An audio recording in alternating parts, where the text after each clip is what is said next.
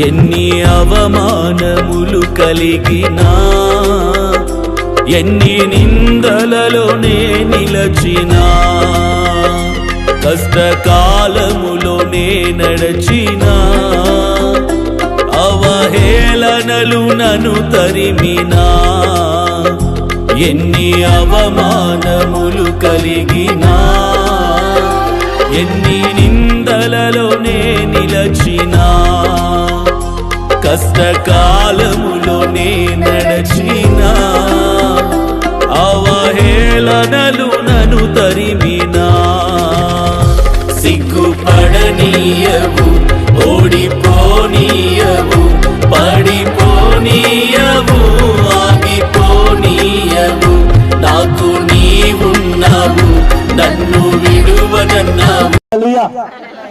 బైబిల్లో లూకా సువార్త 15వ అధ్యాయములో దేవుడు చెప్తున్నాడు, ఒక వ్యక్తికి 100 గొర్రెలు ఉన్నాయి. 100 గొర్రెలు ఉన్నప్పుడు ఒక వ్యక్తి ఆ 100 గొర్రెల్లో ఒక గొర్రె తప్పిపోయింది. అరణ్యంలో ఒక గొర్రె తప్పిపోయినప్పుడు మిగతా 99 గొర్రెలు వేసిపెట్టి తప్పిపోయిన గొర్రె కాడికి గొర్రెల కాపరే వెళ్ళాడు. హల్లెలూయా, హల్లెలూయా, హల్లెలూయా, హల్లెలూయా. ప్రియమైన సహోదరి సహోదరులారా, తప్పిపోయిన గొర్రె కోసం ఎందుకు పోవాలి? మిగతా 99 గొర్రెలు ఉన్నాయిగా, మిగతా 90 గొర్రెలకు పైగా ఉన్నాయి. గొర్రెలని జాగ్రత్తగా మేపుతున్నారు, గొర్రెలని జాగ్రత్తగా ప్రేమిస్తున్నారు, గొర్రెలకి మంచి గడ్డి పెడుతున్నారు, మంచిగా నీళ్లు ఇస్తున్నారు, టయానికి వాటికి మేపుతున్నారు, టయానికి నీళ్లు పెడుతున్నారు. అయితే ఆ గొర్రెల కాపరి గొర్రెల మీద ఎంతగానో ప్రేమ చూపిస్తున్నారు. ఆ గొర్రెలకి ఏ గొర్రెకి ఇబ్బంది కలిగినా, ఏ గొర్రెకి ఏ ముళ్ళు ఇరిగినా, ఏ గొర్రెకి ఏ గాయమైనా ఆ గొర్రెల కాపరి ఏం చేస్తున్నాడంటే గొర్రెలను ప్రేమించాడు కాబట్టి గొర్రెల గాయాలు కడుతున్నాడు. మరి తప్పిపోయిన గొర్రె కోసం ఎందుకు వెళ్ళాల్సి వచ్చింది? తప్పిపోయిన గొర్రె కోసం ఎందుకు వెతకలాడాల్సి వచ్చింది? తప్పిపోయిన గొర్రెల కోసం ఎందుకు ఆయన ప్రేమించిండు? నా ప్రియమైన సహోదరి సహోదరా, తప్పిపోయిన గొర్రె కోసం ఎందుకు ఆయన వెళ్ళాడు? తప్పిపోయిన గొర్రె కోసం ఎందుకు ఆ అడవిలో ఎతుకులాడుతున్నాడంటే ఒక్కసారి జ్ఞాపకం చేసుకోవాలి. గొర్రెల కాపరకుండా వస్తున్న లక్షణాలు, గొర్రెల కాపరకుండా వస్తున్న ప్రేమ, గొర్రెల కాపరకుండా వస్తున్న లక్షణాలు, విధానాలు ఈ రోజు ప్రవేశంలో ఎంతమందికి ఉన్నాయంటారు? మిగతా 99 గొర్రెలు పోయింది, ఒక గొర్రె పోతే పోయింది అనుకున్నాడా? ఒక గొర్రె రావట్లేదులే అనుకొని ఆ గొర్రెని చూడకుండా పోయిందా? అంటే ఒక గొర్రె విలువ ఎంత గొప్పది, ఒక గొర్రె విలువ ఎంత శ్రేష్టమైనది, ఒక గొర్రె మనసు ఎంత గొప్పది. అప్రమైన సహోదరి సహోదరులారా, అంటే అరణ్యంలో అన్ని గొర్రెలున్నా గానీ తప్పిపోయిన గొర్రె కాసుకెళ్ళిండు. ఆ గొర్రె ఏ పొదలో చిక్కుందో, ఆ గొర్రె ఏ అడవిలో ఉందో, ఆ గొర్రె ఏ లోయలో ఉందో, ఆ గొర్రె ఏ యొక్క పులి నోట్లో ఉన్నాడో, ఆ గొర్రె ఏ ముసులు నోట్లో ఉందని గొర్రెల కాపురం చేసినట్టే తపన పడ్డాడంట. గొర్రెల కాపురం చేసినట్టే వేడుస్తున్నాడంట. గొర్రెల కాపురం చేస్తున్నట్టే తప్పిపోయిన గొర్రె కోసం పరుగులెత్తుతున్నాడంట. తప్పిపోయిన గొర్రె కోసం ముళ్ళ పొదల్లోకి వెళ్ళిపోతున్నారు. తప్పిపోయిన గొర్రె కోసం అరణ్యంలోకి వెళ్ళిపోతున్నారు. పులులు ఉన్నా, పాములున్నా, ఆ యొక్క సితపులున్నా వాటికి ఏంటికి భయపడలేదు. కానీ తప్పిపోయిన గొర్రెను మాత్రం నేను కాపాడుకోవాలి. గొర్రెల కాపరకు ఉండవలసిన లక్షణాలు, శావుకుడుగా ఉండవలసిన లక్షణాలు. నువ్వు ఏ సంఘానికైతే శావుకుడుగా పిలువబడుతున్నావు, ఏ సంఘానికైతే కాపరుగా ఉంటున్నావు, నీకు ఉండవలసిన మొదట లక్షణాలు ఏంటంటే గొర్రెలనే కాయవలసిన బాధ్యత నీదే, గొర్రెలను మేపవలసిన బాధ్యత నీదే, గొర్రెలను ప్రేమించవలసిన బాధ్యత నీదే. ఈ రోజు ప్రేమించాల. కొన్ని గొర్రెలను ప్రేమిస్తే కొన్ని గొర్రెలను ప్రేమించరు, కొంతమందిని ప్రేమిస్తే కొంతమందిని ప్రేమించరు. ప్రేమించలో నాకు తెలిసిన దైవజనుడు కూడా ఉన్నారు ఖమ్మంలో. ఎవరు ఎక్కువగా కాలు పెడితే ఆ ఇంటికే పెడతారు, ఆ ఇంటికే పోతుంటాడు. మరి పక్కింటిలో పోవద్దా? అందరూ ఒక్క చర్చికేగా వచ్చేది, అందరూ ఒక్క ప్రార్థనకే వచ్చేది. ప్రేమైన సహోదరి సహోదర, ఈ రోజు ప్రేమరా గొర్రెల గురించి, గొర్రెల కాపరి గురించి దేవుడు మాట్లాడుతున్నాడు నీతో. ఆ తప్పిపోయిన గొర్రె కోసం ఎందుకు ఆయన వెళ్ళవలసి వచ్చింది? ఆ తప్పిపోయిన గొర్రె కోసం ఎందుకు ఆ 99 గొర్రె కూడా పక్కన పెట్టేసిండు? అంటే ఆ గొర్రె కోసం ఎంత కష్టపడ్డాడో, ఆ గొర్రె కోసం ఎంత ప్రయాసపడ్డాడో, ఆ గొర్రె కోసం ఎంత రిస్క్ తీసుకున్నాడో, ఆ గొర్రె కోసం ఎంత టైం స్పెండ్ చేసిండో. ఈరోజు ప్రేమ సోదరులారా, క్రైస్తవులుగా దైవ బిడ్డలుగా సంఘం యొక్క బాధ్యత సేవకుడికి అర్థమవుతుందంటవా? సేవకురాలకి అర్థమవుతుందంటవా? అప్రియమైన సహోదరి సహోదరా, 100 గొర్రెలు ఉండగానే ఆ గొర్రెల్లో ఒక గొర్రె పోతే ఆ కాపరి ఏం చేస్తున్నాడంటే తప్పిపోయిన గొర్రె కోసమే పోతున్నాడు. ఈరోజు ప్రేక్షకుడా, ఒక రోజు ప్రార్థన రాకపోతే ఎందుకు రావట్లేదని వాళ్ళ ఇంటికి వెళ్ళి ప్రార్థన చేస్తున్నారా? ఎందుకు రావట్లేదని వెళ్ళి వాళ్ళని పలకరిస్తున్నారా? ఎందుకు రావట్లేదు? నీ ప్రాబ్లం ఏంటమ్మా? నీ సమస్య ఏంటమ్మా? నీ యొక్క ఒంట్లో బాగలేదా? నీ కుటుంబ పరిస్థితి బాగలేదా? నీకు అనుకూలంగా లేదా అని వెళ్ళి ఆ ఇంటి కోసం ప్రార్థన చేయటం కానీ, ఆ కుటుంబం కోసం ప్రార్థన చేయటం కానీ, ఆ కుటుంబం కోసం ఉపవాసం ఉండటం కానీ, ఆ కుటుంబం కోసం దేవుడి సన్నిధిలో ఎలుగెత్తి ప్రార్థన చేయటం కానీ ఉంటుందంటారా కాపర్లకి? ఒకసారి బైబిల్ ఎంత స్పష్టంగా దేవుడు చెబుతున్నాడు. ఈ రోజు బైబిల్ ఎంత స్పష్టంగా అర్థమయ్యే రీతిగా దేవుడు మనతో మాట్లాడుతున్నాడు. అన్ని గొర్రెలు ఉండాలి కానీ తప్పిపోయిన గొర్రెనే ప్రేమిస్తున్నాడంటే, తప్పిపోయిన గొర్రె కోసం పరుగులెత్తుతున్నాడంటే ఆ గొర్రె విలువ ప్రేమిశ్వర చాలా గొప్పది. ఈరోజు ప్రేమిశ్వర, ఒక వ్యక్తి తాగుబోతుడైతే ఆ ఎత్తుని మార్చుకోవటానికి ప్రయత్నం చేయటం గాని, ఆ వ్యక్తి కడిపోయి పలకరేయటం గాని, ఆ ఎత్తు కోసం ప్రార్థన చేయటం గాని ఈరోజు ఉందంటారా? ఈరోజు ఎన్ని యొక్క కుటుంబాలు పతనం అయిపోతున్నాయి, ఎన్ని సంఘాలు నాశనం అయిపోతున్నాయి. అప్రియమైన సహోదరి సహోదర, ఈరోజు మనం అర్థం చేసుకోవాలి, వాక్యాన్ని ఆలోచన చేయాలి. ప్రేమిశ్వర, ఈరోజు దేవుడు మనతో సూటుగా స్పష్టంగా మాట్లాడుతున్నాడు. బైబిల్లో ఉన్న గొర్రెల కాపురం చేస్తున్నాడంటే ఒక్క గొర్రె కోసం కూడా 99 గొర్రెలు ఇచ్చిపెట్టిండు. ఎందుకంటే 99 గొర్రెలు బాగానే ఉన్నాయి. ఈ తప్పిపోయిన గొర్రెనే ఆ గొర్రెల్లో కలపాలి, ఆ తప్పిపోయిన గొర్రెనే ఈ మందల్లోకి నడిపించాలి, ఆ ఒంటరిగా ఉంటున్న గొర్రెనే ఈ గొర్రెలకి నడిపించాలి. కాబట్టి ఆ కాపురం ఏం చేసినట్టే అరణ్యంలోకి వెళ్ళిపోయాడు. మొళ్ళల్లో ఉందా, పొదలో ఉందా, గోతులో ఉందా, లోహిలో ఉందా, ఏక ఎలుగుబంటి నోట్లో ఉందో అని ప్రేమిస్తున్నా తప్పిపోయిన గొర్రె కోసం కాపర పరుగులు ఎత్తిండు. ఈరోజు ఉందంటారా అంత బాధ్యత? ఈరోజు ఉందంటారా గొర్రెల మీద అంత ప్రేమ? ఈరోజు ఉందంటారా గొర్రెల మీద అంత ఇంట్రెస్ట్? ఈరోజు ఉందంటారా గొర్రెల మీద అంత పరుగులెత్తే ఆశ? నా ప్రేమైన సహోదరి సహోదర, దేవుడు మనతో మాట్లాడుతున్నాడు. గొర్రెల కాపరి, గొర్రెల కొరకు ప్రాణం పెట్టడానికి వచ్చిన ప్రభు అయిన యేసుక్రీస్తు గొర్రెల కాపరి. చప్పట్లు కొడదాం ప్రేమించుకుంటా. ఆయన గొర్రెలను ప్రేమించాడు, ఆయన బిడ్డల్ని ప్రేమించాడు. కాబట్టి ఆయన ఆ బిడ్డల కొరకు, ఆయన గొర్రెల కొరకు, ఆ యొక్క ఇశ్రాయేలు ప్రజల కొరకు మన కోసం తన ప్రాణం పెట్టడం కూడా వెనకడగలేదు. ఈరోజు ఉన్నారంటే అటువంటి కాపర్లు, ఈరోజు ఉన్నారంటే అటువంటి దైవజనులు. ప్రియమైన సహోదరి సోదరా, ఒక్కసారి మన వాక్యాన్ని జ్ఞాపకం చేసుకో. ఎందుకు మన కుటుంబం రోజు రోజుకి దిగజారిపోతుంది? ఎందుకు మన కుటుంబం దేవుడిలో అభివృద్ధి కావట్లేదంటే నీకోసం ప్రార్థించే కాపర కావాలి. గొర్రెల మేపటానికి ఏ విధంగా కాపర ఎంత అవసరమో ఆ గొర్రెలని మంచిగా మేపటం గాని, మంచిగా నీళ్లు పెట్టడం గాని, గొర్రెలపై మంచి చెడు ఏందో తెలుసుకోవటం గాని, గొర్రెల పట్ల ప్రేమ కలిగి ఉండటం గాని, గొర్రెల పట్ల మంచి యొక్క ఆలోచన కలిగి ఉండటానికి కాపరికి ఉందంటారా?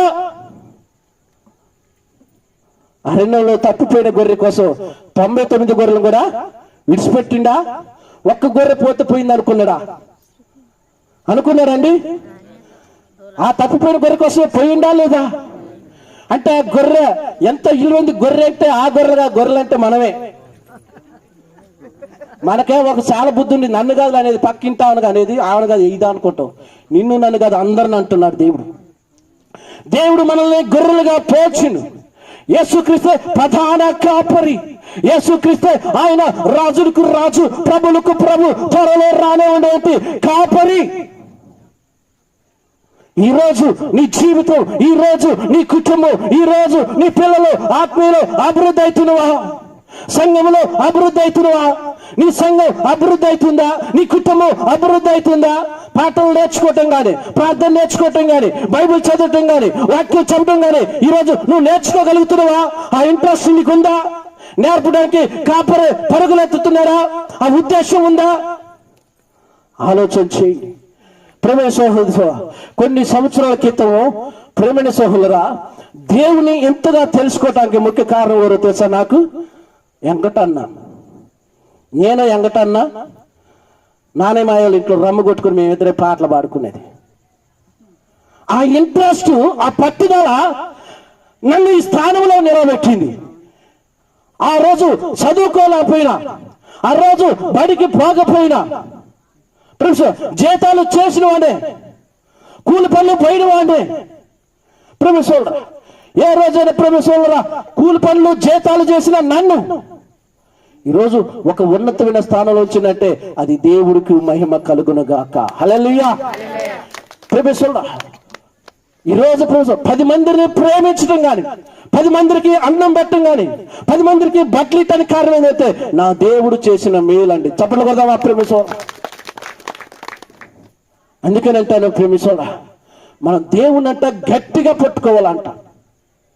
నేను ప్రేమిసోడ వెంకటన్నా, నేను మరి శాంతక్క వాళ్ళ ఇంట్లో ప్రార్థన పెట్టినప్పుడు నాకు పాట పాడటం రాదు, ప్రార్థన చేయటం రాదు, బైబిల్ చెప్పడం కూడా రాదు. 14 జీతాలు చేసేది, నైట్ పూట పోయి ఆడ కూర్చొని రమ్ము కొట్టుకుంటూ పాటలు పాడినాం. ఈరోజు ఎందుకు చెప్తున్నా అంటే దేవుడు తాళసి మనకే ఇచ్చిండు, దాన్ని తాళం తీయటం మనకు రావాలి. హల్లెలూయా, హల్లెలూయా.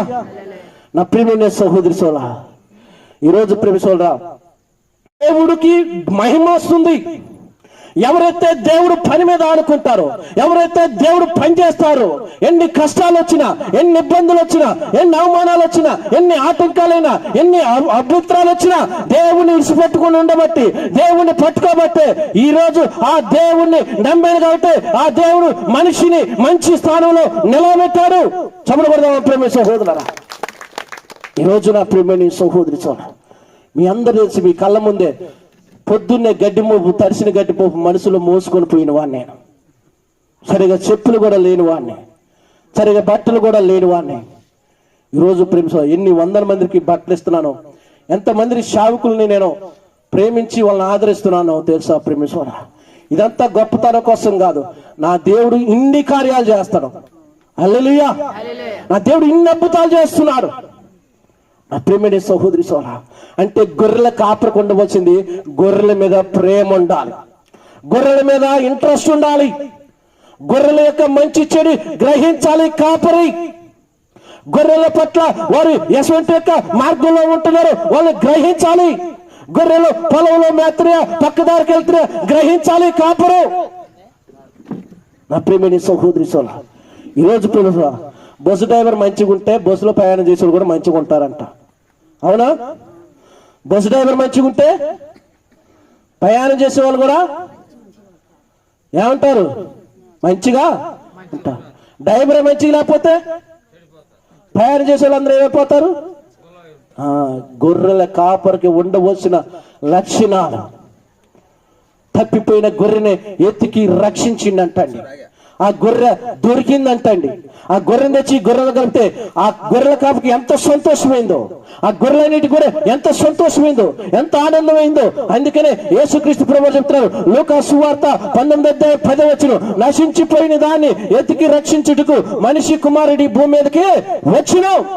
ఎవరు కూడా నశించిపోవటం దేవుడు చిత్తం కాదని, ఎవరు కూడా కుటుంబాలు పత్రం చేసుకోవటం దేవుడు చిత్తం కాదని, దేవుడు అంట నశించిపోతున్న వారిని ఎతికి రక్షించటకు మనిషి కుమారుడి భూమి మీదకి వచ్చిన.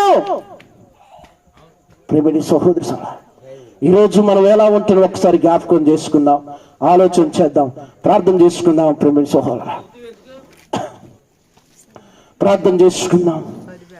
మన ప్రధాన కాపరి యేసుక్రీస్తు ప్రభువు ఒక్కసారి జ్ఞాపకం చేసుకోవాలి.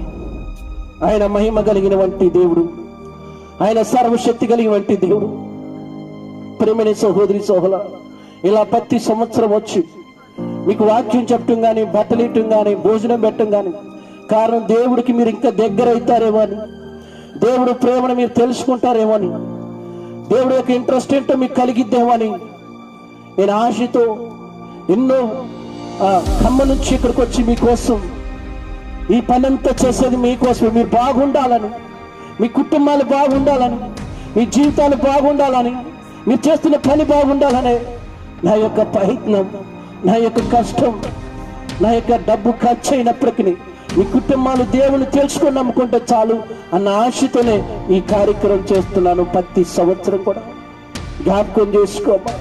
యేసుక్రీస్తు మొదటగా పాపల నుండి విడిపించడానికి వచ్చాడు. రెండోదిగా నేను నరకం నుండి తప్పించడానికి వచ్చాడు. మూడోదిగా నిత్య రాజ్యంలో నేను ఉంచడానికి వచ్చిండు.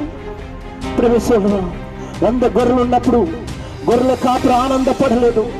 తప్పిపోయిన గొర్రె కోసం తప్పన పడ్డాడు. తప్పిపోయిన గొర్రె కోసం పరుగులెత్తాడు. కాబట్టి ఈరోజు ఈ వాక్యాన్ని నీవు ఒక్కసారి జ్ఞాపకం చేసుకుని ఒక్కసారి ఆలోచించేవని ప్రభు పేట నీకు తెలియజేస్తున్నాను. మహాపరిశుద్ధమైన తండ్రి, ప్రేమ కలిగిన ప్రభువా, ఈ బంగారు పాదములకు కోటాది కోట్ల వందనాలు. మన తెలియచేయటానికి ఇచ్చిన ఈ అవకాశాన్ని సమయాన్ని బట్టి నీకు వందనాలు, స్తోత్రములు ప్రభువా. నా తండ్రి, ఈ రాత్రి కాల సమయంలో అయ్యా లక్ష్మీపురంలో ఉన్న ప్రతి ఒక్కరిని జ్ఞాపకం చేసుకోండి. అయ్యా ప్రార్థనకు వచ్చిన వారిని, ప్రార్థనకు రాలేని వారిని, అయ్యా ప్రభా నేను నమ్ముకున్న వారిని, నమ్ముకోలేని వారిని, నిజమైన క్రిస్మస్ దేవుని సంతోషపెట్టినప్పుడు, దేవుడి ఇష్టమును నెరవేర్చినప్పుడే అదే నిజమైన క్రిస్మస్ అని ఈ వాక్యం సెలవిస్తుంది ప్రభు. నాయన ఇంతవరకు ఓపికతో నీ పిల్లలు అయ్యా సలనుకొండ కూడా ప్రభా ఈ స్థలానికి వచ్చి ఈ వాక్యాన్ని విన్నారు నాయన. వారిని, వారి బిడ్డలను, వారి కుటుంబాలను దీవించండి, ఆశీర్వదించండి. అయ్యా మా ముందు నూతన సంవత్సరంలోకి అయ్యా ప్రభా జనవరి నెల ఉంది ప్రభా. ఆ నెల చూడలేని వారు చాలా మంది ఉన్నారు దేవా. ఒక్కసారి బిడ్డలందరినీ కాపాడవని, మంచి ఆరోగ్యమును ఆయుష్ను పొడిగించని, వారిని, వారి పనులను, వారి వ్యవసాయమును, వారి వృత్తులను, అయ్యా వారి పశువులను, వారి గొర్రెలను, వారి యొక్క బిడ్డలను ప్రతిది కూడా మీరు ఆశీర్వదించి దీవించు అని చెప్పిన వాక్యాన్ని కూడా వారు అర్థం చేసుకొని గ్రహించి వారు మంచి యొక్క జీవితం కలిగి నేను సంతోషపెట్టే పిల్లలుగా నీ బిడ్డలకు మనసు దయచేవని యేసు నామములో ప్రార్థన అడుగుతున్నాను తండ్రి. ఆమేన్. అందరూ లేచి నిలబడదాం.